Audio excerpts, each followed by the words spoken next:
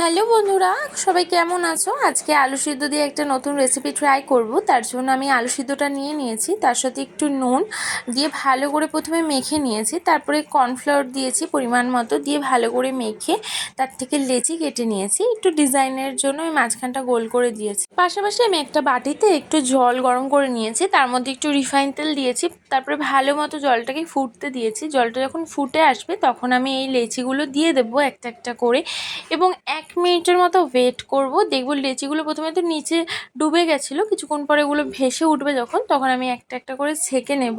ছেঁকে নিয়ে ঠান্ডা হতে দেব।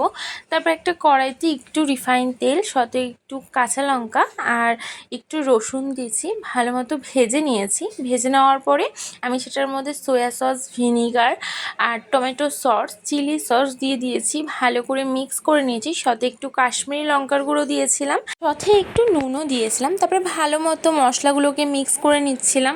তারপরে যখন দেখলাম যে মশলাগুলো ভালো করে মিক্স হয়ে গেছে, তখন আগে থেকে আলু আর কর্নফ্লাওয়ার যে আমরা বলগুলো করে রেখেছিলাম সেগুলো এটার মধ্যে দিয়ে দিয়েছিলাম। এরপরে ভালো মতো মিক্স করে নিয়েছিলাম। তারপরে আমি এখানে ধনেপাতা অ্যাড করেছিলাম আর কুচিয়ে রাখা লঙ্কা অ্যাড করেছিলাম। তারপর ভালো মতো মিক্স করে নিয়েছিলাম এবং নামিয়ে নিয়েছিলাম। খেতে খুবই ভালো হয়েছিল। আমি প্রথমবার ট্রাই করলাম, এর আগে কোনোদিনও ট্রাই করিনি, প্রথমবার ট্রাই করলাম, তোমাদেরকেও দেখালাম। খেতে একটু আলাদা ধরনের হয়েছিল আর ভালোই লেগেছিল।